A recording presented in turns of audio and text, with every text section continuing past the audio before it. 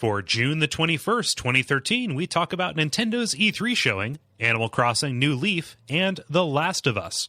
Welcome to the 25th level.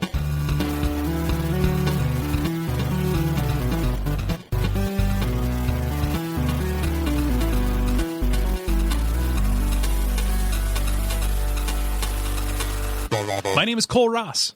I'm Dennis Furia.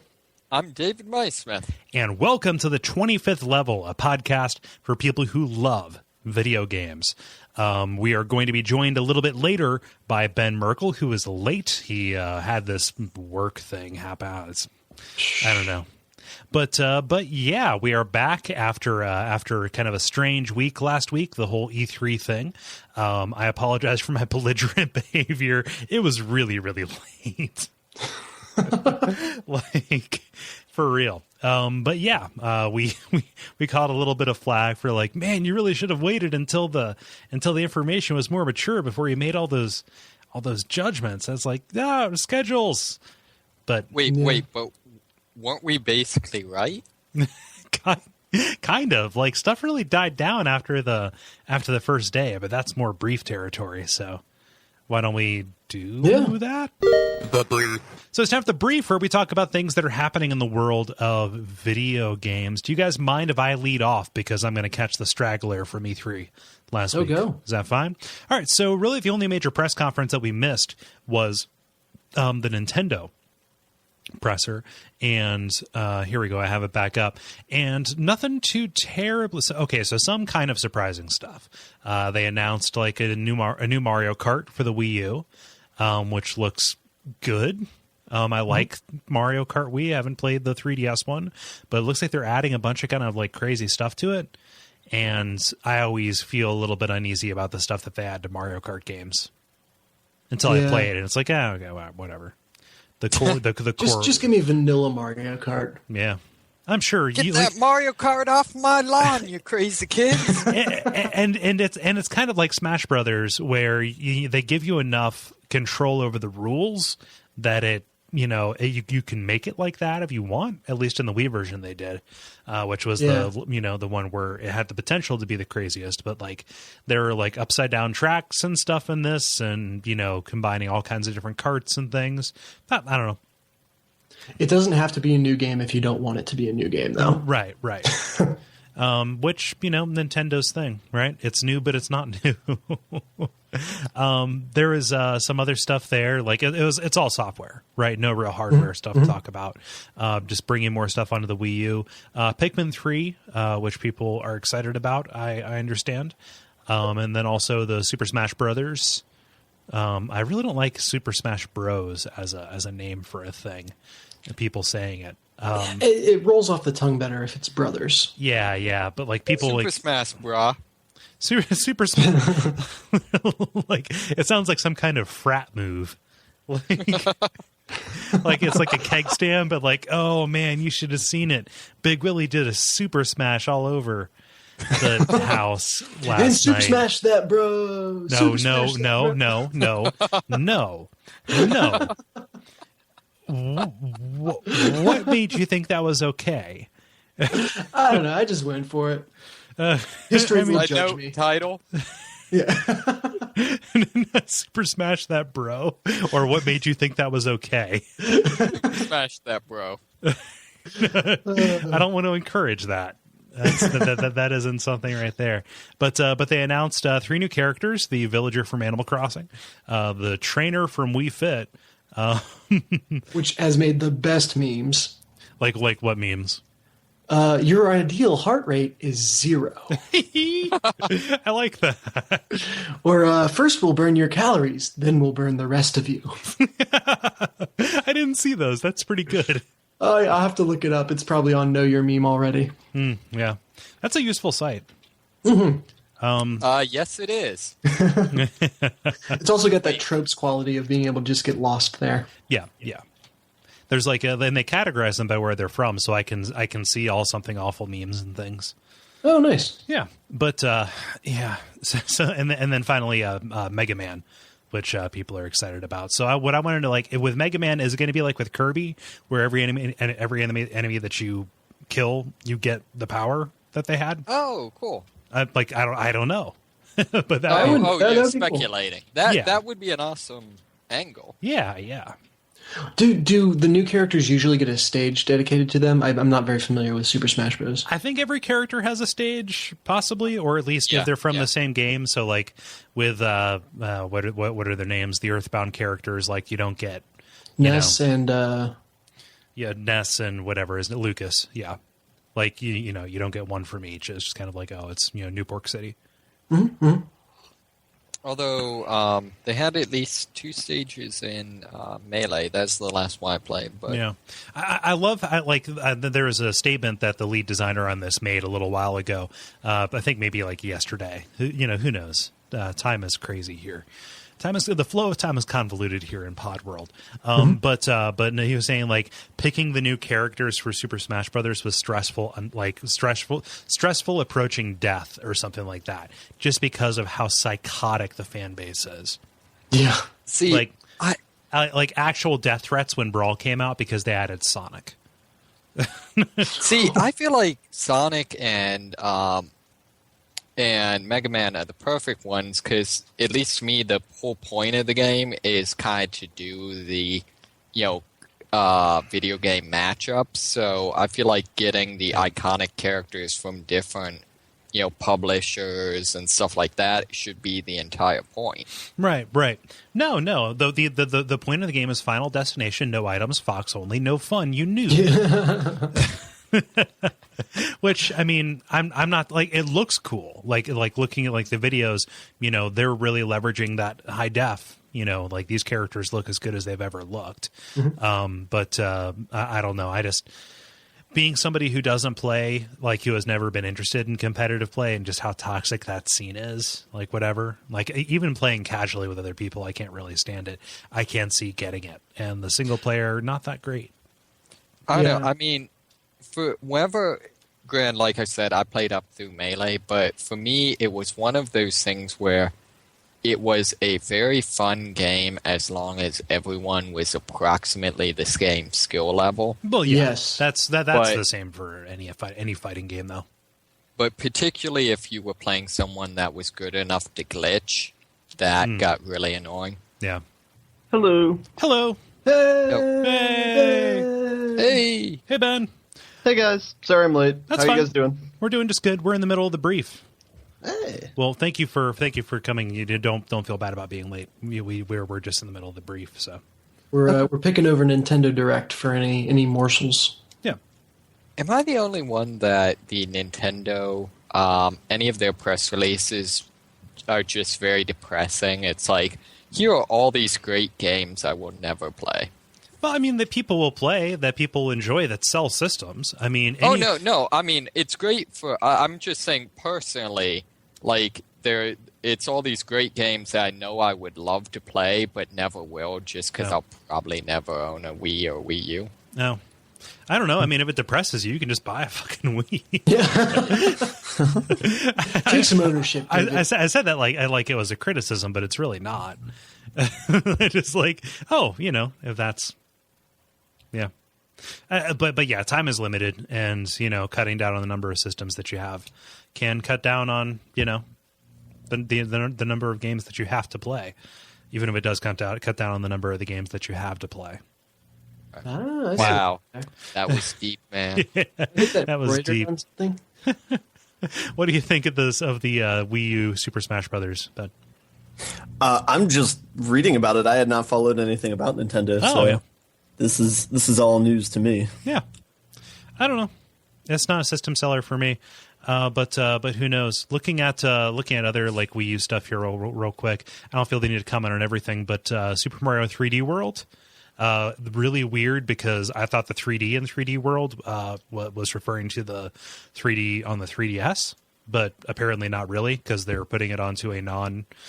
They're putting it onto a non-3D system. My brain hurts. But the good thing is, they do have Princess Peach in there, and not just another Toad. So this is the Mario 2 cast. Together again for the first time. No, it's actually, Cole. It is Super Mario 3 D World. D World. This was their fourth choice for a game. Yeah, Team World. I like Super Mario 3D Land, so it's cool to see that it'll be in HD. Again, all of this looks fantastic. It's superbly art directed and everything. And finally, Wind Waker HD. I kind of wish that they just did an up-res of the textures and not like gone in and redone. Is this the one where he turns into the hieroglyphs? Think that might be. I think you might be thinking of Twilight Princess. Is it? No, maybe. Yeah. There's some. I don't know if it was new from E3, but the newest Link game, the big thing is you can like turn into hieroglyphs and walk along the wall or something. I think you might be thinking of A Link Between Worlds, which is on the 3DS. Oh, well, there you go. Yep. Yeah, which looks really good. I don't want to say I was skeptical, but like, you know, the fact that they're coming out and saying, "Oh my gosh, it's a sequel to Link to the Past," like they're immediately setting the expectations up, and all of my excitement comes from the potential of how good that could possibly be. Not, you know, and then like which is immediately paired with doubt about you know, whether or not they're going to fulfill that. But yeah, Link to the Past was Bunny Link. yes, that was the Dark World one. Yoshi's New Island, it doesn't look very good. That aesthetic needs to stay in 2D, if at all. The 3D doesn't look that great to me. I feel like I'm talking to myself, so I'll go ahead and just hit the rest of like the other two that I'm curious that I want to talk about here. Mario and Luigi Dream Team, love that series. I'm glad to see that they're continuing it on the 3DS. It's some of Nintendo's best work recently. Those are the RPGs with the super goofy writing. And then finally, Pokemon X and Pokemon Y, which the last Pokemon game that I played was Heart Gold and Soul Silver, specifically Soul Silver. And I realized that the reason that I liked it was because it didn't introduce any of the shitty new Pokemon, really. It was all the ones from my childhood. And the fact that it is X and Y, and they're, you know, it's like the 6th generation Pokemon and going to like the 1,000 monsters or something. It's like, I feel like I can safely leave this behind now. Dude, you're doing it wrong. Yeah, just go back and play one of the old games. What do you mean? Oh, you go back and play one of the old games. Oh, yeah. Go back. Which is what Heart Gold and Soul Silver was a remake of Gold and Silver. Oh, well, there you go. Quick question, poll question. Everybody's favorite Pokemon, if they have one. Zapdos. Oh, I mean Pokemon game. Oh, okay. Silver. I was going to say Silver as well. Probably Silver. All right. And make it a clean sweep. I have not played Silver, so can I say Pokemon Snap? Oh, shit. Yeah, you can and you should. And that should be my answer right now. That was, I don't know. Yeah. I would go with Yellow. That holds a special place in my heart. Yeah, Yellow's pretty good. Yeah. But I don't know. That's Nintendo. Bunch of software. Everybody. I mean, I'm pleased with it. This, you know, there are not too many surprises. Oh, there's also Donkey Kong Country, but who cares? 2D or 3D? Not so hard this time. What's that? 2D or 3D? It's the 2.5D. Yeah. Whatever happened to, like, especially on this 64, the kind of 3D pseudo open world platformers like Banjo-Kazooie and stuff? I mean, they were really kind of like a growing pain kind of thing, right? Oh, those were so much fun. Yeah. You remember them being so much fun. Yeah. Like if you loaded up Banjo-Kazooie right now, it'd be a real shit show, I think. Yeah. Yep. Maybe. Mario 64. Yeah, I like that one, but like solely for nostalgia's sake, honestly. Like Mario 64 in games of its ilk either went away or turned into Mario Galaxy. Yeah. See, I never. I'd be interested. I'd be interested to go back and play a Crash Bandicoot game to see if it holds up. Yeah, I don't know. I'm like one of the ones that was developed by the actual team, or one of the ones that shambled on later, such as Crash Twin Sanity or Crash Mind Over Mutant. I think 2 is probably the ideal for me. 2. I liked 3. 3 was real good. or Crash Team Racing. Oh, dude, I spent a lot of hours on Crash Team Racing. Yeah. Don't knock that. No, I'm not going to knock it. It's fine. I'd never heard of Twin Sanity before this point. That's pretty funny. Keep it that way. Block it from the line. That sounds like a flavor of like Gushers. Oh, it's a bag, but it has 2 compartments. Yeah, that sounds like that's what that should be. Yeah, and you can either eat them separately or you can smash them together and then just squeeze it out like some kind of energy gel. Also they're caffeinated. Dry like they did with the Crash IP. Super Smash Bro them. Super. Yeah. No, don't. We can't. Okay, Ben. There. Yep. We're not even going to resurrect it. Am I going to just be missing out on a joke? Kind of. Yeah. We were speculating on what. It's on the hip hop chorus to a song about Super Smash Brothers. There's a hip hop song about Super Smash Brothers? No, just you'll just have to listen to the beginning of the episode because I will not deign to repeat it for as much as I am dwelling on it as we speak. But who else has a brief? I've got a really short one that I can just kind of toss out there. Okay. They confirmed the pricing, at least for the initial spate of games on Xbox One and PS4 today. Yeah. And it is going to hold steady. So, yay! But also boo to the possibility that they could take it up in the future. They both were very careful in their wording about where game pricing will go. Yeah, they were very careful in the previous generation, too. Saying like, oh, we'll leave it up to the publishers, et cetera, which is really kind of the rhetoric they use this time as well. Yeah, because after all, there's all that competitive pricing on console games. I mean, some are $60, some are $60, and sometimes they're $60. Sometimes they're $59.99. Yeah, that's. Oh, yeah. I really, but like, I think the DLC is somewhat alleviating that. Either that, or you get stuff like Deadly Premonition, which comes out at 20 or which obviously that's the exception, not the rule. But yeah. But not I mean, to, go ahead. I was just going to say, not to beat a dead horse, but I feel like this is that's fine. That's probably to be expected for PS3, but I feel like for Xbox, doesn't that kind of shoot down the idea that we're getting rid of used game sales, but games are going to be cheaper because of it? Maybe. No, it just gives like a central control.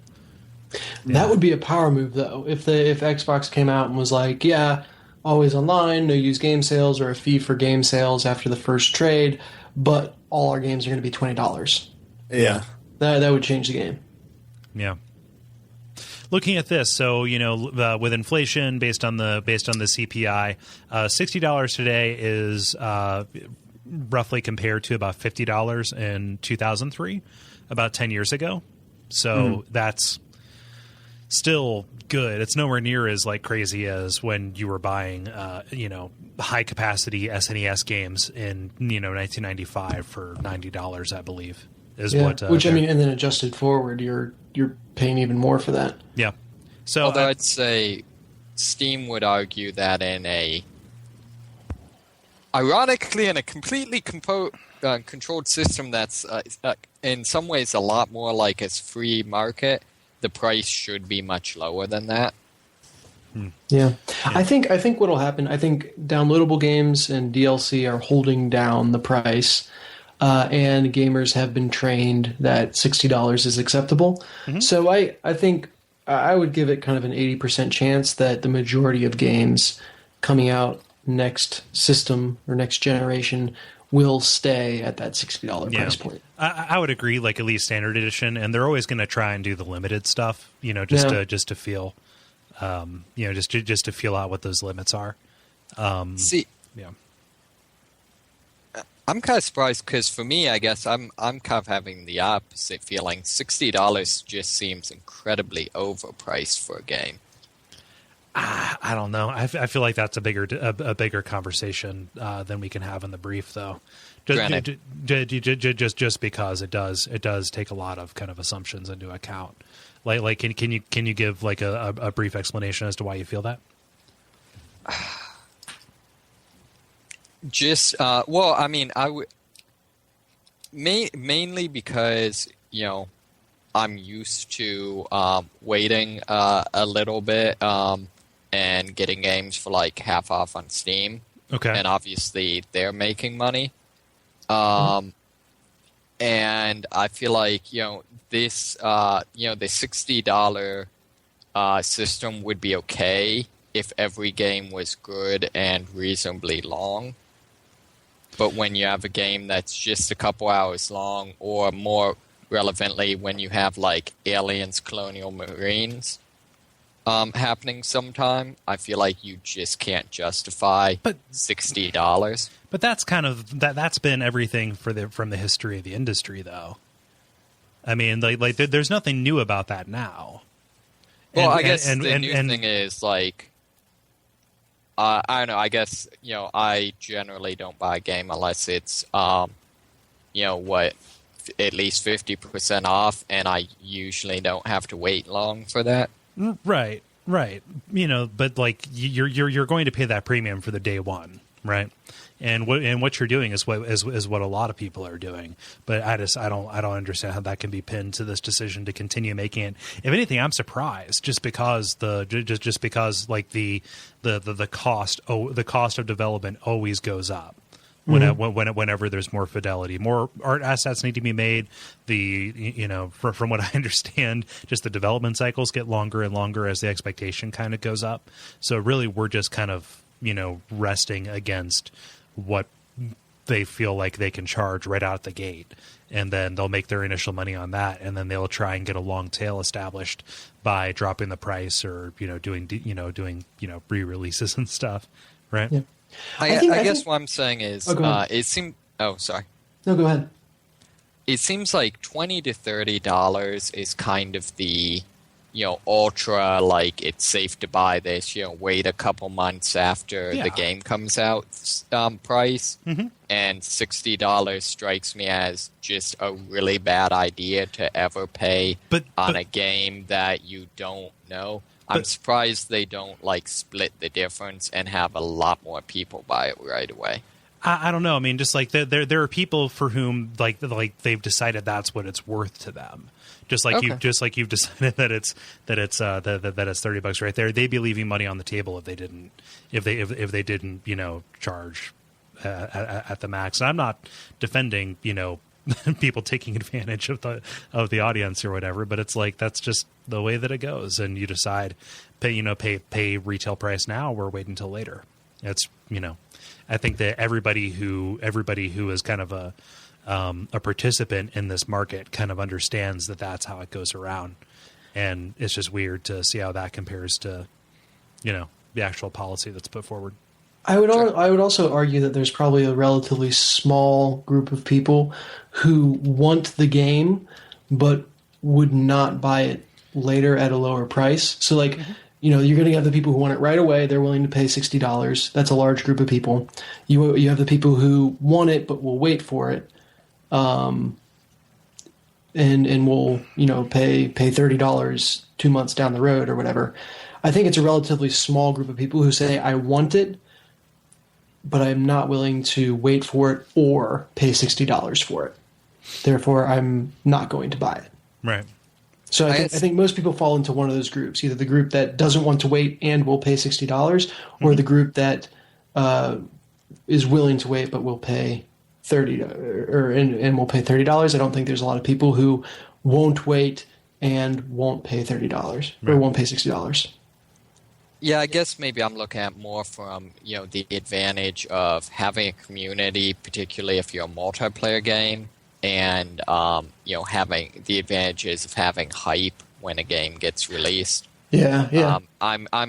Maybe it is. I'm sure they've done market studies, but I would have expected that they'd be better off doing a lower price point but more people. But But that's why like a lot of shooters are going to like a free to play model, right? Exactly. So they can get as many butts in the seats, right? But when you're talking about like, oh, we are an online shooter and we need to get as much of an audience as possible, you're oftentimes talking about franchises that they don't have to worry about the size of the audience that they're going to get. It doesn't. I mean, to an extent, it doesn't matter what Activision charges for Call of Duty or what EA charges for Battlefield, because they have a mostly captive audience, at least of people who want to upgrade. Oh, yeah, I guess that makes sense. Yeah. So, the longest brief in history. Yeah. But yeah, didn't know there was a powder keg. Yeah. No, it's an interesting topic of discussion, at least, because I think everybody has their own strategies for what's there. But, this is one of those instances where, yes, the status quo is there. I just, to a certain extent, there are expectations that come along with the price point that a game is set at. And, it'd be awesome if people were, felt comfortable putting out a $40 game that had less production value but was still an interesting thing. But that is the role of, Xbox Live Arcade and PSN. So, sure, blah, as we'll talk about in the grind. Who wants to do another brief? Who's left? Ben and David. I really don't have much. The only thing I really had is Rift is now free to play. It's a pretty good game. And GOG is currently doing their summer sale. That's really all I saw in the news, other than if you wanted me to complain about the Xbox One more. Which you don't want me to clean. Let's be honest. Let's give it a bit of a break. People don't like that console? Wait a minute. Something doesn't add up here. Yeah. Man. Oh, God. You shouldn't have told me about the GOG sale, because there's this, and then there's also coming up, we've got the Steam Summer Sale, which is going to ruin me. My wallet just started hurting. Literally ruin me. Yeah, the only interesting conclusion I drew from the GOG sale is I didn't realize how, in the grand scheme of things, I started playing video games relatively recently. Even though that was I maybe got serious about them beginning of high school, I still look at the GOG sale, and it's here's all these tons of games that I know a ton of people my age would be super nostalgic about that I don't care about, if that makes sense. Oh, kind of weird. Yeah, no, I'm looking at this. I saw the Dungeons and Dragons pack was on sale because Gary tutored about it, and I was like, oh my gosh, so many good games in here. I love GOG as a service. I am so happy that this is a thing that exists. It tickles the archivist inside of me. Just kind of here are these awesome things that 5 years ago would have just been lost to the entire world. Yeah. And exactly. now you can buy, looking at this here, you can buy Far Cry for $5. It's the best games museum out there. Yeah. It's I have no problem giving them money. I've given them way too much, but but you get awesome stuff in return. So yeah, I'm gonna have to go through here and Hotline Miami for $5. How is that a good old game? Well, they do indie publishing too. So it's a modern classic. That's why it's GOG now and not Good Old Games. Very fair. Yeah. And Ben, how about you? I have nothing. With E3 last week, I kind of went on blackout after that. So okay, no, that's I wouldn't blame you for that. Oh man, so want to do the grind? Let's do it. Yes. Okay. The grind. Now it's time for the grind, where we talk about the games that we have been playing. And does anybody want to step up and go first? I can. Do it.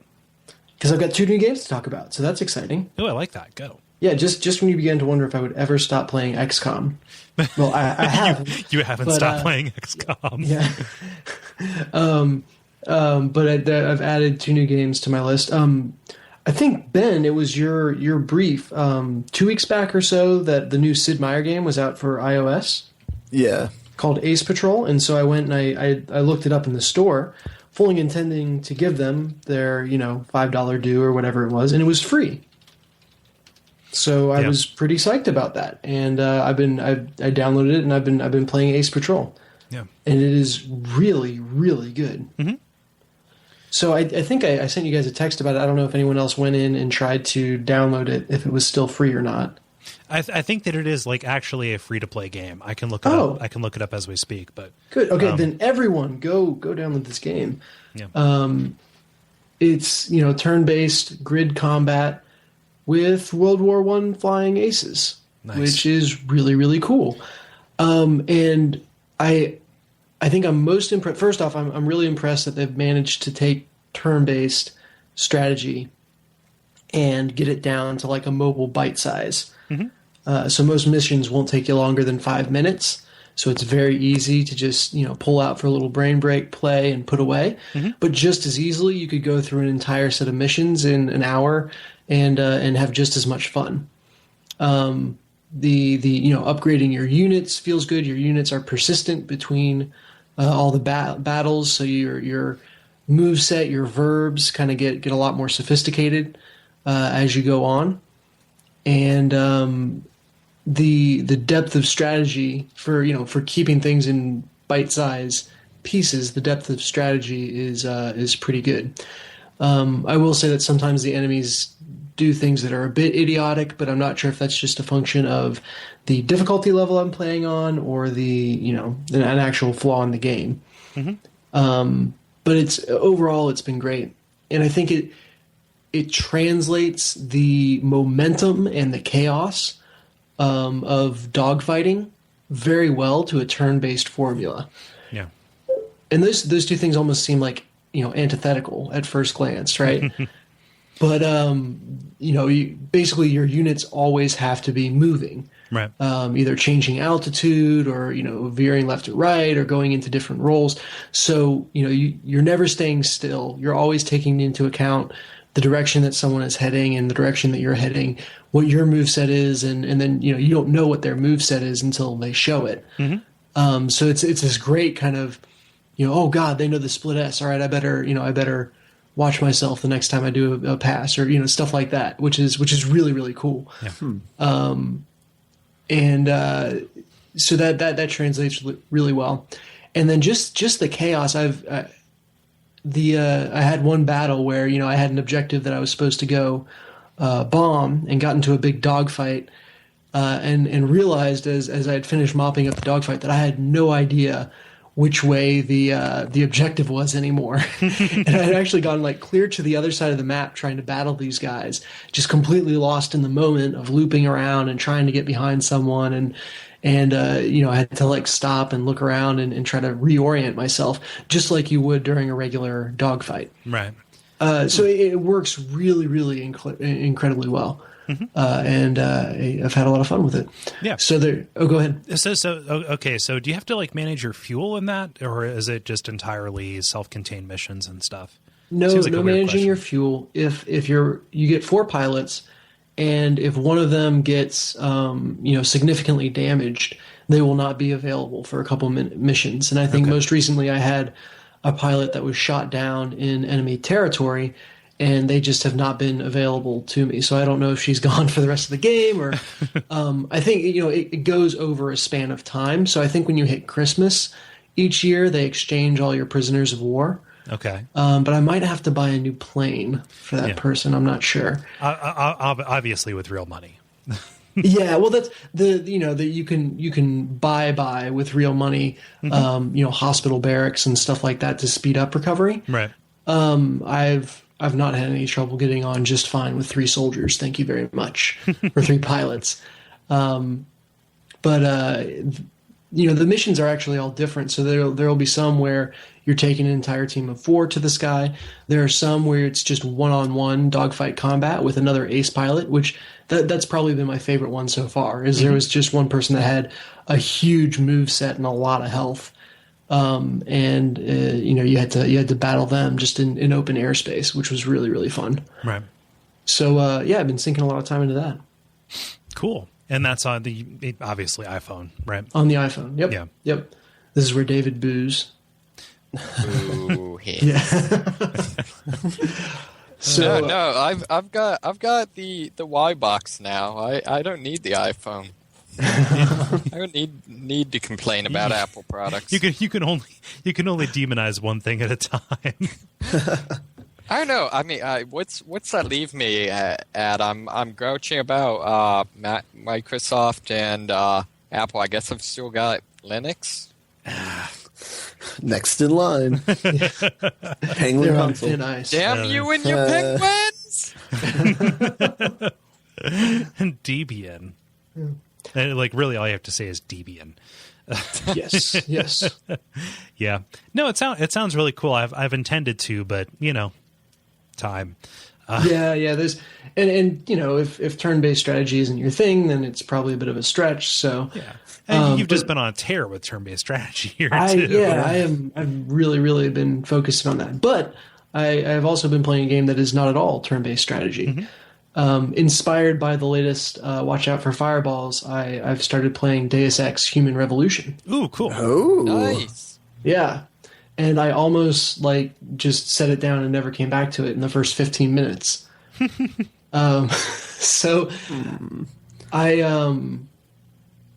got through all the kind of training sections or tutorial sections and got to my first area where, it kind of gave you an open room with several guards in it and was like, okay, everything before had been kind of linear. Mm-hmm. And so now it's like, training wheels are off. You got to figure this one out. And my first try, I got 90% of the way through. And everything I did worked perfectly. And that just felt so good, right? Where I'm still figuring out what the game can do. So I'm like, well, if I stand over here and throw, something into that corner, will a guard investigate it? Oh, yes, they do. And I can take them out silently. Okay, good. And if I tag this guy while the other person's looking the other way, and it was this great fusion of all the strategies that I could think were working well in the game. And then I made a stupid error right at the end, going through the last door, tripped the alarm system, and got shot down. And so then I reloaded and determined that I was going to do things the exact same way I had, because I was so proud of the way I'd figured out how to get through this, and couldn't replicate it. Just I don't know if I was just incredibly lucky or if the game really is that random, but so I did 3 or 4 tries. And came to realize or get really frustrated with the fact that there was kind of this long period of dialogue at the beginning of this room before the guards kind of went into their pattern of movement. Walking in a square. Right. Never put dialogue or cutscenes or whatever right after a save point. It's so annoying. Not to be dumb, but why don't you just save after the dialogue? I am ashamed. Does the console version let you save anywhere? It does. I don't know why I didn't think of that. Oh, I know why. I hadn't found. I hadn't even thought to look for the save function yet. I knew it was quick saving for me. No, you're right. I should have thought of that. So the story ends, I'm an idiot. But anyway. Well, now you can pick it back up and go play. Yeah, well, I got to the point where I was like, all right, one more try, and then I'm just done with this. And it worked that time, and I got through, and I haven't stopped since. So You're still playing it right now? Well, I didn't want to say anything, but I'm most of the way through the first major metropolitan area, Detroit. Okay. So it's kind of like the big mission there, or at least what I think is the big mission. And so that it's this great blend. The way I'm playing it, and I know that they tout with Deus Ex, you can play it any way you want to. I'm kind of aggressive stealth, I'll call it. I don't like waiting. Waiting isn't fun in the game, which is a problem that every stealth game has. So I kind of just aggressively, close quarters, take people out in succession for as long as I can, and then go loud and just kind of brute force my way through the remaining, 10% of the level or however far I managed to get. And that's worked surprisingly well so far. Yeah. I mean, that's the best way to play those games, as a stealth opportunist, you know? Yes. Like, unless you have a hard-on for getting the achievement for not killing people, it's like, just don't handicap yourself, you know, unless that's part of your fun of the game. But so many people, when they talk about that kind of stuff, they say, oh, it was terrible, I couldn't play it, blah, blah, blah. It's like, then play differently. Like, that's the entire thing of this thing. Yeah. Are you playing at all non-lethal, or are you minimizing your kills, or how's that going? So when I go loud, I switch over to Using the blades. No, not the blades. The machine pistol is what I've got, and I've upgraded that pretty heavily. But other than that, I go completely non-lethal. So I use the tranquilizer rifle, which is this nice kind of long-range thing when I'm being silent. And then so that's for long range. For short range, I just do non-lethal kills, close quarters kills. Yeah. Or non-lethal kills. I will paralyze you kills. Yeah. Yeah. Yeah. So the spit animation in Human Revolution is quite sophisticated, I have to say. The spit animation? Have any of you played it? I have. I haven't played very far. I'm missing this one. When you knock people out or like punch them or something, their spit like flies everywhere. Like they very, very clearly animate. Someone on the team has someone on the team worked on Fight Night. Right. No, but it's so you punch them and just there's this big line. These are the drooliest bad guys you've ever seen. They're salivating for a fight. Yeah. They had their salivary glands augmented. The animations for the takedown. Yeah. Well, I especially love. I took the augmentation that lets you take out two people at once, and those animations are awesome. But you never get the opportunity to use it. I got so excited, and then I realized that they place all the enemies like just too far apart to actually make use of this skill. So, boo to that. It's hard to do. It's hard to do from stealth. It's much easier to do. There's more situations where like two enemies will be like guarding a door, and you can just like kick the door down and take them out that way. Yeah, maybe I need to play that way. Again, with the aggressive stealth, or would you call it opportunistic stealth? Yeah, stealth opportunism. Yeah, stealth opportunism. Yeah, I tend to wait until they've fallen into their patterns, but I have noticed that when you're getting that dialogue, they tend to stand closer together. So maybe you just need to start running in and wrecking people's shit. Yeah. Coming in hot. But yeah, have you gotten? Oh, go ahead. Have you got into any of the diplomacy sections yet? I've had one, and I failed it miserably. I think it's because I chose a different tactic each time. There's broadly, it's like the logic, empathy, or aggression. Right. Are your tacts that you can take. And I was like, I did empathy, and then I was just trying to choose what I thought sounded the best. I wasn't really thinking about it as a, you can win this situation. Okay. And so, I did empathy, and then I did aggression, and then I did logic, and then he shot the lady. So, oops. I'm sorry, this is like literally like Ergo Bang. Yeah. No, it's like, I feel you, bro, you stupid idiot, Ergo Bang. I love that. But yeah, I'm having fun with it. And I think one of our comments alludes to it, so we'll get into that further. But yeah, that's what I've been playing.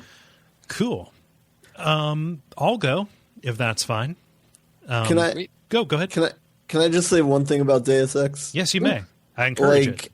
I love it's like that open world map that just like lets you explore it. It's similar to like BioWare games like Knights of the Old Republic and like Mass Effect in certain places. But I just love games like that where they just have a nice, fully realized area and let you kind of go explore it and do things at your leisure. Mm-hmm. So, yeah. Just one last thought building off of that, because you made me remember something. The game, I think, really sealed itself in my like column, or whatever you want to call it, in my heart, when I went up to what I thought was a random NPC and just hit the talk button, and it turned out to be an informant that I could then pay to give me access to secret areas. Yeah. And it's like, oh, wow. Is this the one you pay in booze? There was an option to pay Can you her pay with in booze. anything else? I did not have any of the type of booze that she liked, though, so I paid her straight up credits. Getting picky. Yeah, yeah. Which, for someone digging through a trash can, how picky can you be? But I mean, Clear, I was totally liquor not- is for rich women on diets. But I was, I wasn't expecting that, and here's this like level of depth that I totally stumbled on. So yeah, I really like that open area. Yeah. And how realized it is. Neat. Go ahead, Cole. Sorry. That's fine. No, you both Yeah, we interrupted cut you me, off. so I can't be mad at both of you. I can be mad at one of you, but not both of you. Just be mad at David, the outlier. Yeah. Ah, You should have stopped me. I was moving us on too fast. Okay. So I've been playing two. Got two here. First one is Animal Crossing New Leaf. Ooh, Playing nice. a little bit more of that. So I decided to buy it just because I really, really enjoyed the DS one. And this is on the 3DS, and that feels like the ideal way to kind of play this. And I was kind of like curious about the way that the eShop worked, because the way that Animal Crossing works, you kind of don't want to have to carry around a cart and like put that in and then load it up. But if you buy it, as a downloadable game, it's just always sitting there on your machine, just like as a menu item. So you can go in and check it out. And that ended up being a very painless process. I was actually really surprised. I'm a little bit worried about what happens to this game after I'm, like if the system goes bad or if I get a new one, do you transfer, et cetera, but we'll cross that when we get there. But yeah, it is really, really good. I like it a lot. It's definitely Animal Crossing. It is a mundane chore simulator. But yeah, it is a great kind of like 20 minutes a day, right after work, just go in and chill, go through and do the rounds. And it is mundane chores, which is like go shake down all the fruit off the trees, pick up all of the seashells on the beach, and then dig up all the fossils that you can, get them identified, sell everything, pay it on a little bit of your loan to Tom Nook, that's Slumlord. And then you go say, okay, what's the furniture? And you talk to people, and they've got all this funny little positive dialogue. I send like pseudo threatening or weird letters to people. Just because like you're the mayor and you have to get your approval rating up, but they don't care what you write. And they also like always carry around the letter that you send them, like at least the first one. And so one of them like was to a dog. It was like a wolf named Fang. And I was like, hey, Fang, welcome to the town. And then in all caps, watch your back. But your was misspelled to why you are. And so now that's always out there. And then there's a sheep who lives next to me. Her name's like Vesta or something like that. And I was like, hey, I like your sweater. Just like shit that entertains nobody but me. Also, like they walk around and ask you, like, man, I really need a new greeting. So I've got two right now. I've got a Robin who walks around saying, where's the gorilla? It's some kind of animal. He walks around saying, holla back, and then thing. And then there's another one who says, tune in, you idiot. It's like, tune in, you idiot. I'm looking for fruit. It's like, here, have some fruit. Thanks. So yeah, I'm slowly and subtly gaslighting these people just by going around and doing weird off-kilter stuff. And so, yeah, I'm not very far in. It's only been out for about a week, and just by nature, you do every little thing. I just got my development permit today. Which, because you're the mayor, like you arrive in this town and they mistake you for the mayor. Like, okay, you have all this power now, and like you have an influence. It seems kind of slight right now, but you have an influence over the way that your town develops. So, like, if you want to pass an ordinance that keeps the shops open later, you can do that. It just costs some money, and then there are only so many ordinances that you can have in effect. You can build bridges, you can build like public works. And just kind of like shape the layout of your town. I think that's how you get special shops and things. So like Mr. Rossetti, that mole who would show up and like berate you if you forgot to save when you open, he's optional now because like a bunch of parents complained because he was destroying kids' self-esteem by making them, type in "I am stupid" several times. Oh no. You're like, oh man, stupid crying. But you can actually, it's an ordinance to bring him back if you want, or it's a public works or something like that. Yeah, so I did that like right away because I want that there. So can you like over time convert it to some like dystopian like concrete jungle because that would really I hope so. That would be a deal breaker. I hope so. I mean, there might honestly be like a limit of stuff that you can do, so you can't choke your city's thoroughfares with like streetlights. But yeah, no, it's real neat. It's real cute. It is a never-ending font of positivity. Have any of you guys played any Animal Crossing games at all? I played the original one. Really liked it. Although for me, I always played it late at night, so there's just like often just nothing to do. Yeah. That's the tricky part for me is because I usually play it, like I have to make a point to play it like right after work. And it's weird because of the way that the clock works, it has to become a part of your routine, which I like because it's a nice little, timeout. Yeah. Good decompression. Yeah, it is. Are weeds still in it? Yes. Oh. But again, you're making the walk around the town, and you're shaking fruit from trees, and you just like pick it up. It's like a little Zen garden. Like really, it is a very scaled down version of a scaled up version of The Sims or a scaled down version of SimCity. Yeah. Very cool. Yeah, so I like that. I'll continue playing it. I might eventually just run out of stuff to talk about. But the nice thing about that series is it does lend itself to kind of those stories that pop up. So if anything interesting happens, I will report. Yeah, and then this last one, I haven't gotten a chance to play as much of it as I would like, but I really, really, really like the potential of what I see in it. It's a game called State of Decay.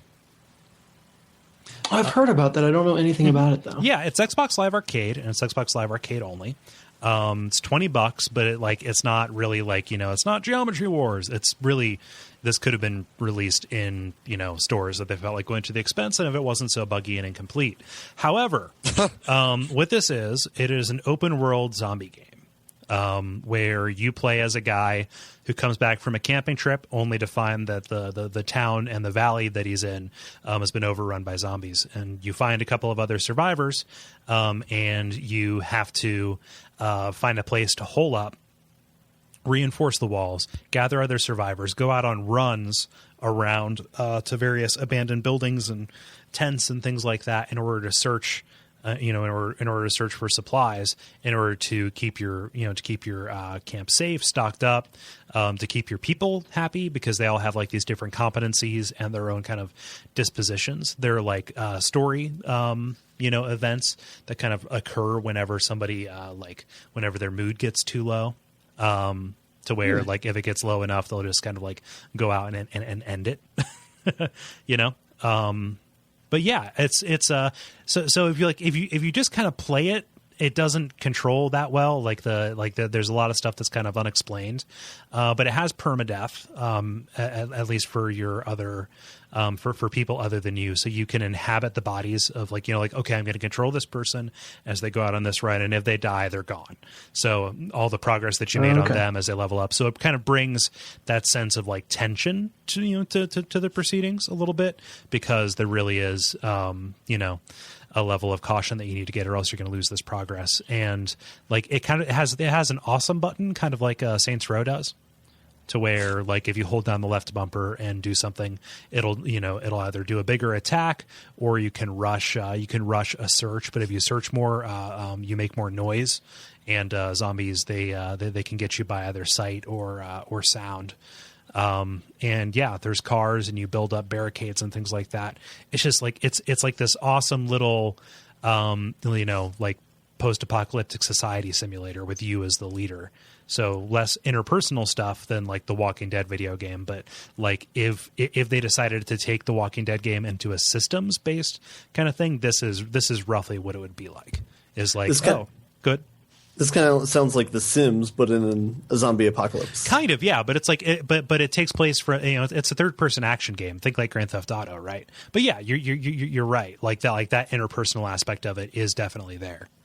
So are you getting? It's not clear. Then are you getting? Is it kind of like party members, and you always have the same main character, or are these more general and they'll change from run to run? Yeah, they're party members. There are some generics. There are some that I get the sense that they're story important because there are missions around them. But yeah. So is there actually a story? Are you progressing, or is it just survive indefinitely? From what I understand, there is a win condition to it. Like you're working towards something, which I don't know what that win condition is, but like eventually it'll become apparent. I understand. I'm trying not to spoil myself on it too much because because like just the existence of certain things or what kind of missions there are. I'd like to really be surprised by those. So I'm not too terribly far in, compared to where I would like to be. But I really, really enjoy what I've seen so far. Yeah, very cool. And I kind of wish it was more. It was more available, like that. More people could play it. But just because it is strictly Xbox Live Arcade, so like you guys won't be able to play it, and I don't think they have any plans to bring it anywhere else. Womp womp.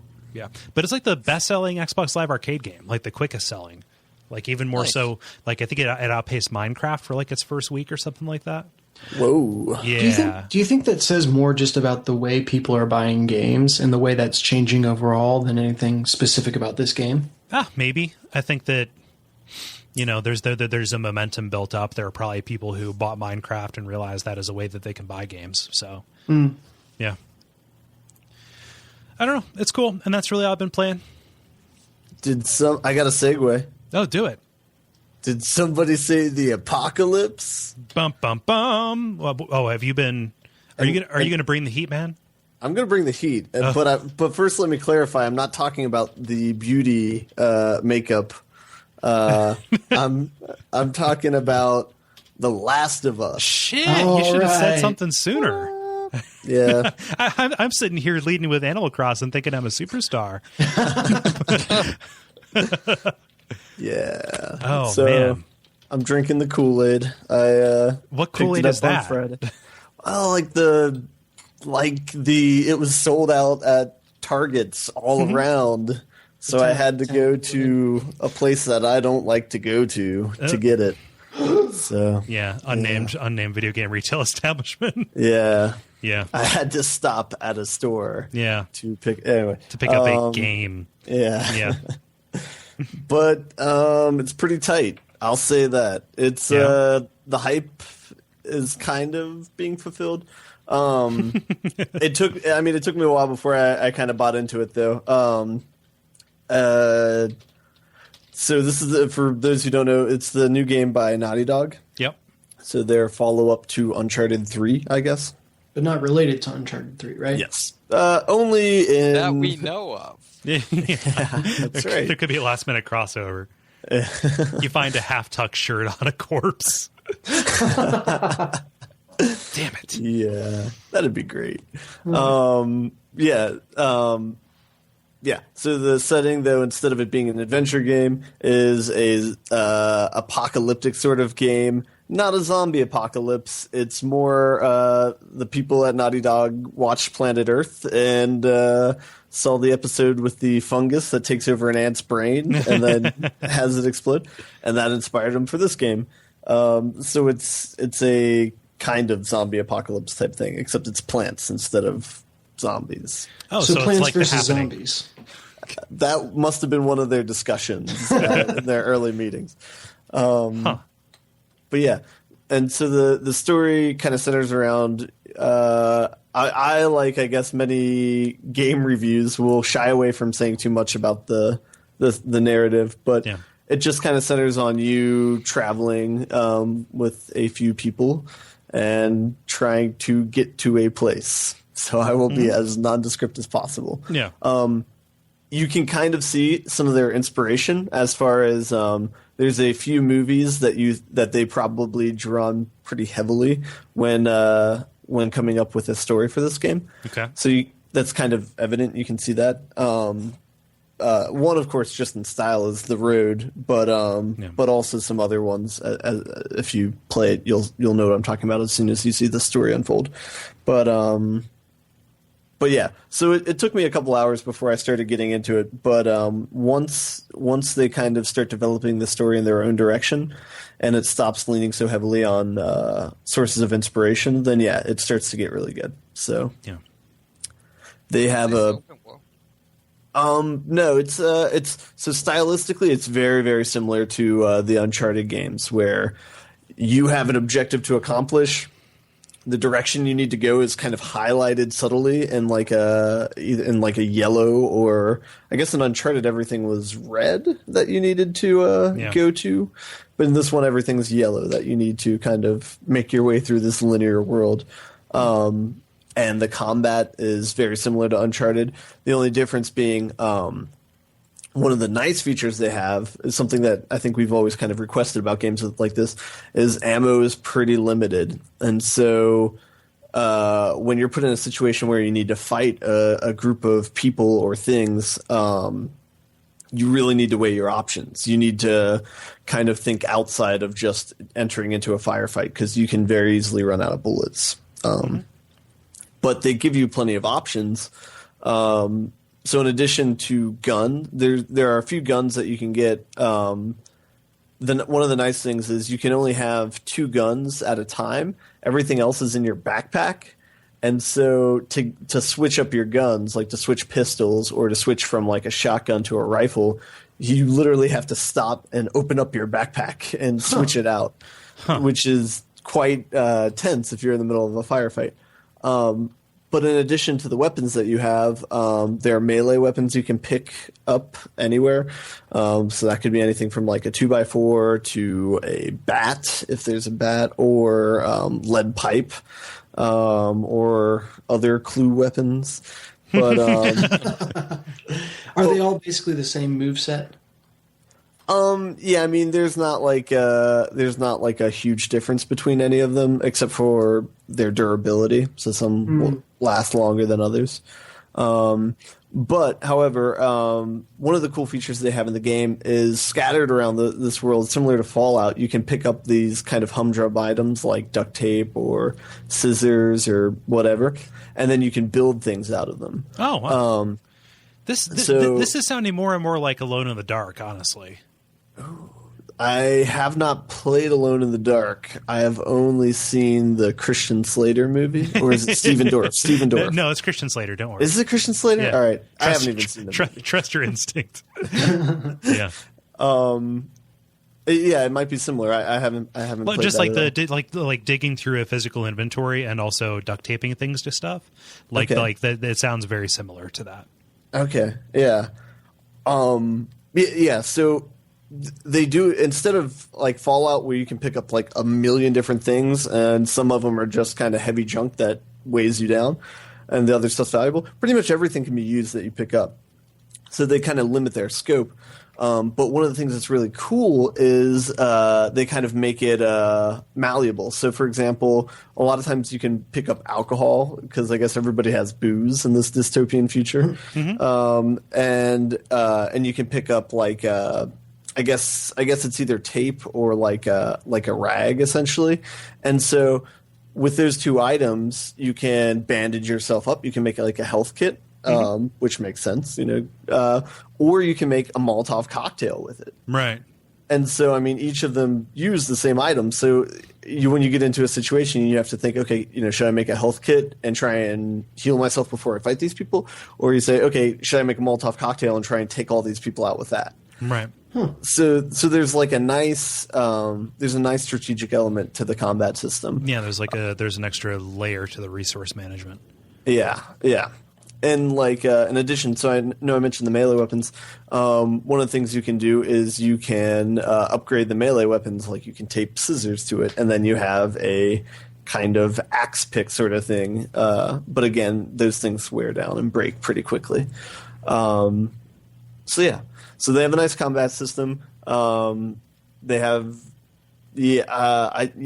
I'll try not to I don't want to spoil anything, so I won't talk about necessarily who you fight or whatever.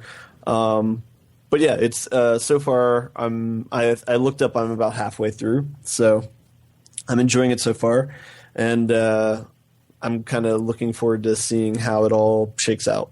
Mm-hmm. So, have you looked at the multiplayer at all? Because that's all I see anyone talking about on Twitter is how amazing the multiplayer is. I have not yet. So I will probably check that out post single player campaign.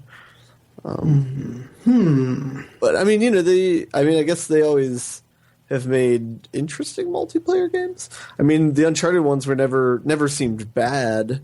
They always seemed interesting, but I don't know.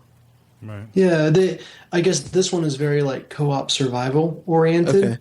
Okay. And I haven't seen anything about it except for it tells you how many days you lasted above or below the average of your friends and above or below the average of your like local area. Okay. But so yeah, it seems like it's some kind of either horde mode or survival mode, maybe likening it to the Call of Duty Zombies game, that sort of thing. Which I know you really liked that, so I imagine this might be right up your alley. Okay, yeah, that gives me hope, or that gives me something to look forward to. Yeah, I'll check that out. But yeah, so I mean, it's good so far. I'd say it's definitely. I'm glad they did this game instead of another Uncharted game. Yeah. Because I feel like Uncharted 3 was kind of wearing thin, but how convincing are the performances? I mean, not convincing, but like, does it add something to the experience for you? So I'm really bad at like thinking about voice acting or things like that. I totally just like don't pay attention to that. So like if somebody says it's bad, then if I look for it, I'll be like, oh, okay, I guess so. But without having an opinion given to me first, I really don't notice it. So I mean, it's not obviously bad, or at least not too obviously bad. I think it's fine. The main character kind of looks like Josh Brolin, and kind of acts similar to that. Semi-southern, kind of grunt-ish or brute-ish. Yeah.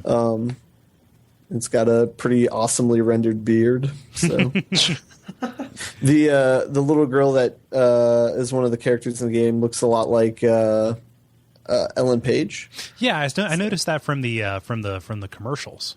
Yeah, so that kind of threw me for a loop because somebody asked if she did the voice acting for it, and I didn't even look this up, but I'm pretty sure she didn't. But I had to be like, well, I know she's in Beyond, but I'm fairly certain she's not in this game. So yeah, I need to look it up on IMDb. Because I'm curious because I just having seen those promotions, I'm trying to stay on something of a media blackout about it. But it's Ashley Johnson is the name of the voice actress. So. Neat. Yeah. Yeah, I'm real curious about that. I feel like I need to get into a better place, time wise before I commit to another one of those. Yeah. But yeah, good. This halted my Mass Effect 3 campaign. Oh yeah. Yeah. Ooh. So I sacrificed big to play this game. I sacrificed playing one good game to play another good game. Oh no. Oh no, my Galaxy. I had my readiness up to. I don't know if I mentioned this on last week's podcast. I don't think so because we talked about E3. Yeah. I had started playing the multiplayer of Mass Effect 3, which was pretty fun. And I had got my galactic preparedness up to 100% for all of the regions. Oh wow. But I dread going back to it now because the Galaxy's going to be so unprepared. I don't know that it drops over time. It does. Does it? It does. Even over the course of a day, it drops. Yeah. Holy crap. Wow. Yeah. You get complacent. Maybe I don't know. Maybe it's a function of like how many people are playing it. So maybe it didn't drop when a lot of people are playing it, but it definitely drops now. So you know what? I never played multiplayer. So Okay. I think that maybe the points that you get for doing multiplayer are temporary to a certain extent, whereas points that you get for single player, just because like it would suck because there's only a finite number of missions you can do. Yeah. Like if it did drop, then it would like, oh man, now I can't win the game. yeah. Yeah. So Yeah. cool. I I expect that I will have this beat within a week, so I will report further next week. Please do. Anything Do you else? guys have any? Do you have any questions about the game? I asked mine Yeah, mine too. Yeah, What was your I've got question, Vince? about multiplayer. Oh, yeah. Cool. David, how about you? I've actually been kind of dry. I'm waiting for the Steam sale before I start anything new. Oh, yeah. But inspired by the E3s, I did get back into Saints Row the Third. Yes. Nice. So I left off like right after the first stag mission, where the introduction of the stag. All right. And so I've since right before I killed a Professor Genki, which gives you a crap ton of money. Mm-hmm. So since then I've just been like jetting around the city, buying pretty much everything, and then I just completed the mission where you get the vertical takeoff plane. Oh, nice. Yeah, yeah. That's clutch. Yeah, so I don't know. Continues to be great. I still really love the voice acting and storyline for it. Yeah. It's just so much fun just to screw around. Do you have the British voice actor? Yes, I do. Same guy as the Demon Hunter in Diablo 3. But I am getting to the point where I can potentially be overpowered if I want to, particularly if I decide to drop a tank. But like that, the game's designed around that, though. Yeah, it really is. It really is. Yeah. So like being overpowered is part of the joy. Exactly. Yeah. Exactly. So, yeah, good. yeah, go on. I didn't know the shot before I opened my mouth, so. Oh man, Dennis, did you ever beat Saints Row the Third? I did, yeah. I beat it all. I think I 100%ed every area after complaining that the multiplayer or that the side missions were boring. I proceeded to 100% it. Yeah, okay. So what you're saying is nobody should have any sympathy for you ever. No, Okay. no. That's funny. If I can't learn how to save a game and I get sucked into side missions, I've made my own bed. That's funny. Yeah, I'm kind of. Have any of you played any of the downloadable content for it? No. They've done just an incredible. Says the two people who don't have their games because they lent it to two other people on the podcast. Yeah. Okay. But JK, I don't have any reason. Go on. I don't know. I got nothing. Okay. Is it good? I mean, like, I got the impression from what I saw that most of it was like multiplayer packs or like costume. Like, I didn't get the sense that it was a lot of like extra meaningful content. I think most of it is just more like shenanigans and monkey shines. Right. Just like new weapons, new crazy costumes and stuff like that. I think there are some extra missions, but I don't think it's anything major. Right. I don't know. Did you play anything else? No, that's really been it. Cool. Well, let us go on to the multiplayer. Okay. You think that's a good idea? Yes. see, I do that, but I don't intentionally reference Family Guy by doing that, and that's what everybody goes through. And then that's what everybody immediately goes to. Multiplayer. Now it is time for the multiplayer, where we ask you a thing and you say a thing back to us. And this week's discussion topic is, what is your summer game plan? Because it is just about technically summer. Actually, when you're listening to this, it will technically be summer. And with all of that bright weather and outdoor events and blazing heat and stifling humidity, it makes sense to stay indoors and play some games. So I thought about this and I tutored it out, and I was like, okay, cool. Realizing that like summer doesn't mean anything.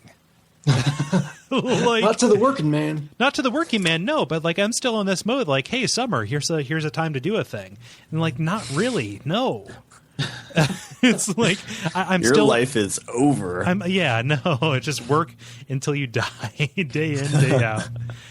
See, I feel like for you guys it still means something because summer is the time when you're not like constantly snowed in, and your drive takes twice as long. Kind of.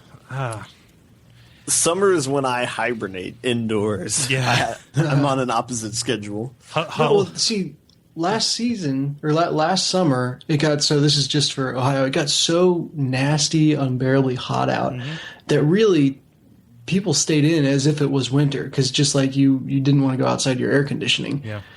And you couldn't go out and enjoy the weather because the weather was trying to beat you to death with a stick. Right. Like literally, you would walk outside, the wind would pick up, and a stick would start hitting you. Basically, yeah. Yeah. I was going to say that was just your neighbor's dentist, but they were hitting you with a stick so they could bathe in your blood and beat the heat. Yeah, right. They read it in Good Housekeeping. Tips to save on your energy did this bill. suddenly become like the lottery? Yes. It's been like that all along, David. Yeah. But yeah, no. So like it's based on a flawed premise, but still, just people. I don't know. Fucking. We got great response. Thank you, guys. Yeah. Everybody, just in force, and I even put it out late, so you all rule. So let us see here, Ben. Why don't you tell us what Murph says? Ascension for the iOS should have a release this month. I'm a huge fan of the game. Plants vs. Zombies 2 is coming out in July, which will probably be good casual fun. At the end of the summer, Saints Row the 4, which I did not know it was that soon. Yeah. I'm excited about this the most. And then Saints Row is the promise of Grand Theft Auto 3 fulfilled. It's all the open world gonzo with none of the fiddliness and grittiness of the later games. Yeah. No, definitely. I mean, that's that is an opinion that we all share, I think. Mm-hmm. Yep. I actually don't like Saints Row. Oh, wait a minute! You just talked about playing it. I've spent probably 48 hours playing it, but I actually hate the game. Yeah, it's like Dark Souls. I play it in protest. Exactly. Yeah. Now, Ascension, I believe that is a card game. That is a card game. Then Plants vs. Zombies 2. I forgot about that. I didn't realize it was that soon. Boy, I want it. Into the third dimension. I want it so bad. Let's see here. I'll do Brian Russell Wade, and then I've got the next 3 weeks off of work, so there's sure to be a lot of Animal Crossing in my future. Apart from that, the age-old maxim holds: always be cloggin'. ABC: attention, interest, decision, action. Attention, have I got your ascension? Do you mean ABK, Cole? Yes. I took the always be blank, and then I riffed off of it into the actual monologue from Glenn Ross.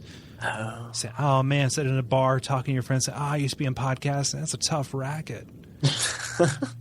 Well, I'm here on a mission of mercy. I can keep I'm going. not sure what just happened. Oh, I don't doubt it. You could. You never stop to question whether you should. Yes, I can also quote that. Yeah, no, the ever-present clog tightening around your neck like a noose. Yep. Animal Crossing shows up a couple of times, so we have good people. Yeah. Yeah. Let's see here. Dennis, what's Jala say? She says that she is continually running through Puzzle Juice iOS, as it is the most addicting thing on my phone right now, which I downloaded it at her suggestion and played a couple rounds.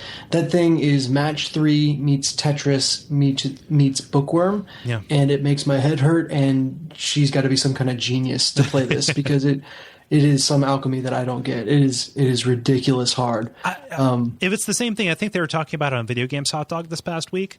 Oh, yeah. The Kevin, one of the guys, who who was on that show. He's like a master puzzle guy. Like he went to MIT, just like a super smart dude. He played it, and like you unlock modes as you go. I think he said that at the time that he played it, he was like one of 8 people in the world who unlocked the like the challenge mode. Oh god, or something. Oh, so yeah, if it is the same game, that is that is what we're looking at here. So yeah, it's the opening says something like "Puzzle Juice is the game that will punch your brain in the face," and they deliver on that promise. So yeah, good on you, Jala, for being able to play that, to process that. She continues. Yes, she does. She says, in working on my current playthroughs of Portal 2 and Planescape Torment, both excellent games. Yeah. My PC is my primary gaming device, and it's down right now, so I'm on a less cool laptop that can't run new stuff well, if at all. After my PC is fixed, I'll probably co-op Saints Row the Third with my sister, since she's jazzed about the new installment to the series. Yeah. Again, Saints Row showing up again. Mm-hmm. It's almost like they like listen to this thing and we talk about these games. I don't know. Does anybody have one they want to volunteer before we go on to the other listener stuff? Saints Row the fourth. I'm going to, I guess, be the fifth vote in favor of that. Yeah. Who knows? But let us see here. David, what does Nick say? Nick Basil says, Animal Crossing has consumed me already. Apparently he's been folded into the works. But I'm looking forward to the director's cut of Deus Ex Human Revolution. Thanks to the latest Watch Out for Fireballs. Yeah, they announced that that's coming out to a bunch more systems and not just the Wii U. So I think a lot more people are interested in picking up that one. I'm not sure what's new about the director's cut. I assume more content, missions, etc. But yeah, that'd be a good summer game. I have to say that WAF is on like a roll of good old games being played, and then shortly thereafter, new things being done with those games. So I take all the credit. Take all the credit for it. Okay, yeah, we're capturing the zeitgeist. Yeah, like what specifically? I can't recall. Planescape anything. Torment was a big one. I remember. That was like a year ago, though. Yeah, but they, there were a couple others. I was thinking about that the other day. I can't off the top of my head. Planescape was the big one, though. Yeah. Let's see here. Ben, what about Ethan? Ethan says, wait for the summer Steam sale. We got a lot of like-minded people between our fans and us. Good people. Yeah. Right now, Xbox is collecting dust. If I didn't have a PS Plus and playing those games, the PS3 might be too. What? But other than random nights of Kerbal? Kerbal Space Program. Okay. And Game Dev Tycoon. Man, I cannot read. It's a weird sentence, don't worry. We're not criticizing you, Ethan, but yes, it is a weird sentence. No. It's probably my fault. Time and not really being interested in a lot of these games has hurt my love of consoles. Maybe a rental of Last of Us will get me into it, but right now I am turning into a PC player. One of us. Like there's a disturbing trend of just like this PC console partisanship that's like rising back up. It's about games, video games. You sound like people at the PS3 conference. It's all about the games. It's in the game, as a wise man in front of Madden 1994 said to me. Yeah, I don't know. I guess I'll go. Like I'm like we have some stuff happening, and watch out for fireballs and things. I want to get ahead on those. Honestly, like we've got like Indigo Prophecy, and then I might as well now. So we're doing Final Fantasy VII in August. Yeah, so I'm gonna get a head start on that. Then after that, like just get started on the clog. Like I'd really like to do some like finish up Deadly Premonition or Hitman or something like that. Just kind of go wild. Yeah, how long until you're going to need another binder clip for that clog? It just depends on how long how much I continue to buy in terms of games. Like if I did what everybody was doing and not what everybody was doing, I am going to buy things on Steam sale. But if I included the stuff that I bought on Steam or GOG or iOS, and that I would need another binder clip. Mm-hmm. Yeah. Have you ever figured out What's wrong with me? No. No, I was going to say, if you figure out, like, you need so many hours a day to eat and 8 hours to sleep, have you ever figured out how close you are to it literally being impossible for you to get through your... I did figure it out once when I did the backlog in at the end of 2012. Not the end of 2012, 2011. Okay. And, like, I determined... let me see here, and this was literally just. Let me see here. I apologize, but it's a little too good to say. But I went on how long to beat, and then took every single game and figured out, okay, accepting the ones I had made progress in, let's forget about that, and just say that I just played it from the beginning. Let's see here. What have we got? Sorry. Yeah. So as of the end of 2011, we're looking at 1,132 hours, or a little over 47 days straight, to play this. If I were to endeavor to beat all of these games before the end of 2012, with 322 days left at that time, I would need to play for 3.5 hours every day without exception. Oh my god! Yeah. So you need to be back in college. Yeah. But I do it for the people. That's literally apropos of nothing. Hey, Kole. Yeah? Can I throw some numbers out that might blow your mind? Sure. 47 people like the level right now. They do. 47's the name of the agent and Hitman. It's a sign. You should go play some video games. Yeah, I should. Just treat yourself. Just go nuts. Or get assassinated. Treat yourself. Treat yourself. Yeah. So who wants to go next with reading Jeffrey? I'll pick him up. Do it. He says, I'm looking forward to working my way through that Humble Telltale bundle from a few weeks back. There are worse ways to spend your time. Yeah. Gotta get on that Humble Bundle trip. Yeah. Yeah, that was a really good deal. They didn't publicize it that much. Like I bought one for me, and then I also got one for a friend at work who read all of my Walking Dead comic books and was like, "Oh my gosh, I want more." And then she probably started not playing the game. So, oh well. Yeah, but yeah, that's good. Those are fun because they're segmented off in a really understandable way. Dennis, have you finished The Walking Dead? No, I'm bad. I know. Huh. What episode are you on? I just same place I was last time we talked about it. I just went into the sewers. Yeah. Gotcha. Storm and Crawford. Mm-hmm. Yeah. But yeah, let's see here. How about you, Ben? What are you like? What are you working on besides Last of Us? Mass Effect 3. Yeah. So those are the only two in my sight.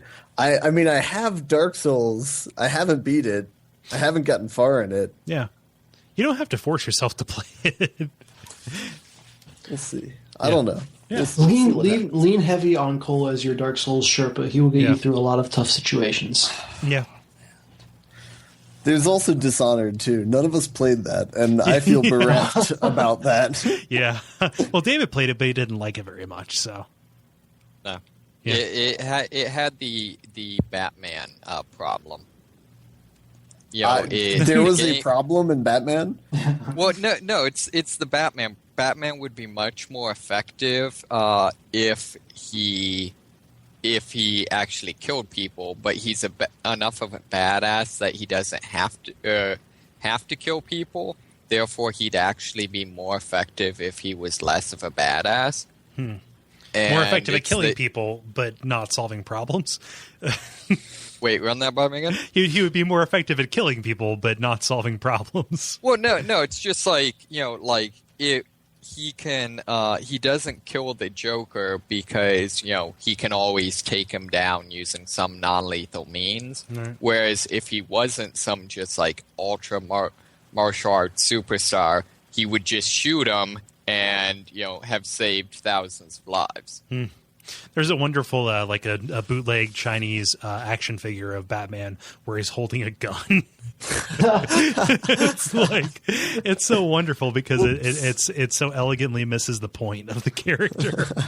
And then there's another one that misspells Superman as Spurman. Yay, drops the U. Anyway, David, how about the next one? Phil Holmes says, I just bought a Wii U, so I'll be dividing my time between that, my backlog of Steam games, and trying to get through Dark Souls. Yeah. Or Demon Souls. Demon Souls. Yes, Demon Souls. Yeah. I'll segue there. That's actually what's on my horizon is I'm looking at dipping my toe back into Demon Souls. Oh, yeah, you got it free on your Pissin Plus. Yep. Yeah. So Pissin hopefully I won't be so nonplussed this time through since I see what you did there. I'm elbowing nothing right now. But that's kind of the one big thing staring me in the face. I've also hardcore on my pile of shame is L.A. Noire. Oh, Ooh. I thought you were like halfway through that and you were playing it with your wife. We were playing it together, and we got. We weren't halfway through. We were like, I think I'd gotten to the second. Did you guys stop playing it when you got to the missions where they were murdering women? Yeah. I don't even know if we got that far. I got to the second desk. So I got like traffic. So you or not traffic. That's homicide, right? It's where they're murdering women. Yeah. Yeah. So. It's traffic, homicide, vice, arson. Yeah, I think it's one of those things where it wasn't so much anything wrong with the game. In fact, I really liked it. I was very, very intrigued by it, but there was just a plethora of other good options that kind of crowded it out. So yeah, I'll have to get back to that. That's one I always see it in my drawer of games, and I'm like, oh yeah, sorry. Mm-hmm. So I need to get to that one, and I need to get to Demon Souls. Yeah. And you need to get to Walking Dead. Yeah, I need to finish that. Yes, like you have like seriously the last chapter is really short. You probably I know you likely have like an hour and 15 minutes left of this game. I don't want it to be just get some closure. This is true. Yeah. Wait, isn't that where everyone says that the game does not have closure? You just feel awful. No. Feeling awful can be closure. Yeah. And then finally, Ben, what does Christopher say? Chris says, nothing major, just catching up on the 800 jillion, with a J, games in ye old backlog, only to be distracted by some random game or another that isn't on the list, thus making no progress whatsoever. Can somebody a very honest man? Can somebody do like a needlepoint pillow of that post and like give it to me? Yeah. It would need to be like a gigantic pillow, like just like find some kind of anime body pillow. Yeah, and, I was like put gonna that say on there. I don't know why it has to be anime, but all right. I have needs too, Dennis. No, that's not who I am. But so yeah, thank you so much, everybody. I hope you have a great summer. We will be here to entertain you, and also to talk about games. Yeah. So if you want to participate in those discussions, most of it happens on the Facebook page, although you can follow us on Twitter as well. That's Duckfeed.tv. The Facebook page is facebook.com/The Level Podcast. And we really appreciate everybody's enthusiastic and prompt response. And courteous response, yes, too. Yes. No one told us to fuck off. It was nice. No invectives or slurs. It is a new day. It is a new day. So, really, we have probably the most concentrated collection of like coherent, intelligent people on the internet. It's really impressive. Yeah. No, you guys rule. Yeah. So end bosses. Sure. Yep. The end boss. Yep. Time for the end boss, where we just talk about things and stuff. We leave ourselves with something to mull over until we speak next. I'll go. Mm-hmm. Yeah. Went and saw the Mountain Goats last Friday. Huh. Yeah. Oh, I saw you tweet about that. How did that go? It was fantastic. It was so good. Like, where did they play? They play at the Taft Theater. Okay. Which, happy accident. The bus line runs from right in front of my house to right in front of the Taft Theater. Nice. So I didn't have to worry about driving, and as a consequence, I got drunk as fuck. Nice. Not really. I was coherent, but it was nice to enjoy, not having to worry about driving at the end of it. So that was good. It was. I had never seen them live. I'm a huge fan of the band, and it wasn't just like greatest hits. Like they've got 27 albums or something like that, and they took smatterings from like all of them. Only one off of the most recent. But here's the crazy thing. They're it's like indie folk rock kind of stuff. I don't know what I was expecting in terms of like the band. But it was just John Darnielle and his bassist, whose name I forget. That is literally all everybody that was there to play, and it was such a huge wall of sound. It was awesome.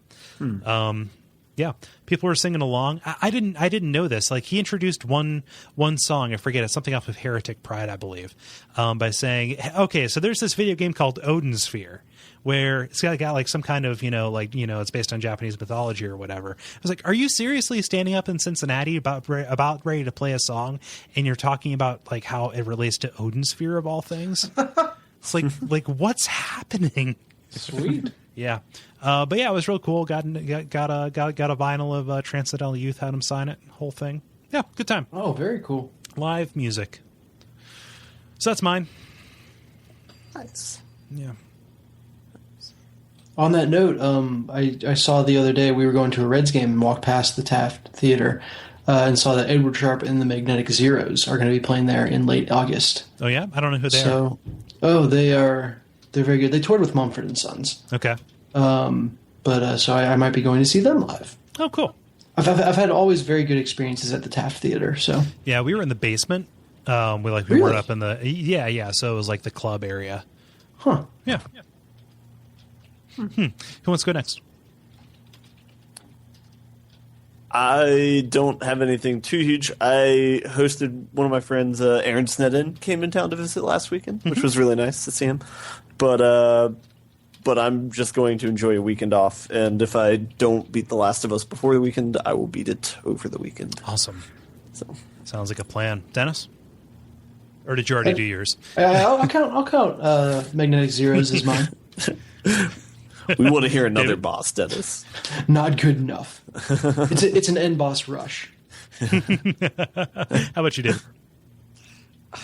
Really not too much. I actually close on the house this week. And last week I flew up to surprise my dad for Father's Day. Oh, nice. So nice. I've really just been kind of running around doing all sorts of stuff. But neat. Had a pretty good time last weekend, though. There's a really nice winery up on Lake Erie that we went to, so that was kind of cool. Yeah, there's some good. I don't like wine, but everybody who I talk to says that is a good wine scene. Yeah, I don't know. I was reading a book on wine recently because for some reason our my company has that in their library for relevant to business. Oh yeah. And apparently, pre-prohibition, Ohio was fairly big in wine. Huh. It has been called the Paris of the West. So isn't that what Cincinnati was called? Yeah, but I think it was related to wine as much as to culture and anything else. So cool. So want to button it up? Let's do it. Do it. The credit. Thank you so much for listening. That was the 25th episode of The Level. We had a fantastic time, and we hope that you did too. There are some things that you can do, as we kind of proceed here. You can go leave us a rating or review on iTunes, subscribe to us, tell a friend, all those kind of things. Go back into our backlog and see if we played a game that you like, and all that good stuff. Like us on Facebook. We're pretty close to having 50 likes, which is a nice big round number, and we really enjoy that. So we're three right there. If you're listening and you haven't done it yet, there's some cool discussion that happens there. People share things, and I really heavily encourage it. If you want to support the network monetarily, you can go to Duckfeed.tv/tipjar, use the Amazon link. We get a little kickback from it, and it doesn't cost you a single extra thing. I think that's really all the plugging I'm going to do this week, just because, did I miss anything, you guys? I feel like, related to another show, but we should say a big thank you for the amazing turnout for the Kickstarter. Yeah. I forgot when that actually closed, but yeah, it did close this past Sunday, and we ended up we hit some stretch goals, and there's going to be some awesome stuff happening. So if you're listening and you donated to that, thank you so much. We really appreciate it. If you're listening and you haven't donated to it, or you didn't donate to it, that is perfectly fine, and I appreciate you listening as well. But you can look forward to awesome stuff happening from that here pretty quick, actually. I got to figure out how to ask my question of you guys. Oh, yeah. I'm actually that's going to be like a 7-hour-long podcast. We miscalculated when we set that tier, so it'll be fun. Oh boy. So let's do the outros on Twitter. I'm Cole Ross at Cole Ross on Twitter. I am Dennis Furia at DFuria on Twitter. I'm David Moneysmith at Moneysmith777 on Twitter. I'm Ben Merkel at Merkelizer. Awesome. And stay alive.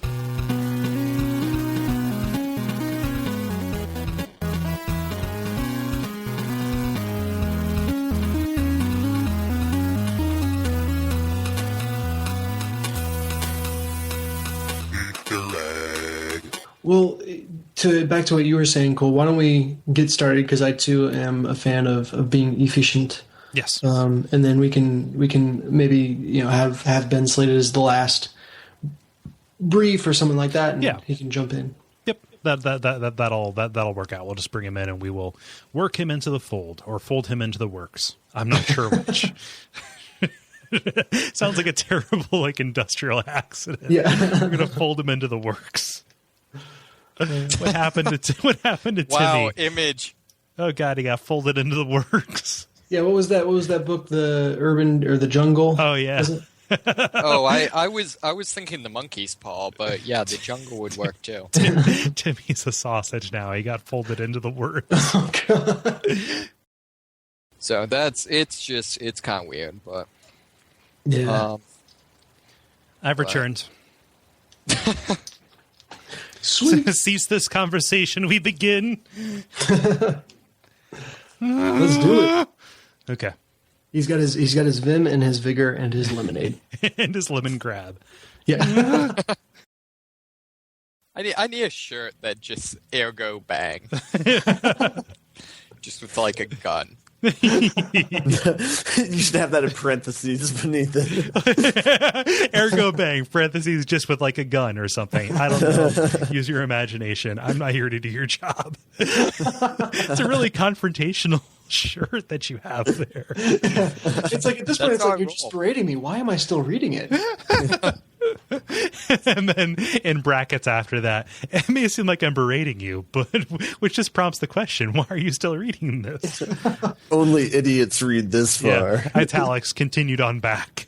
Yeah.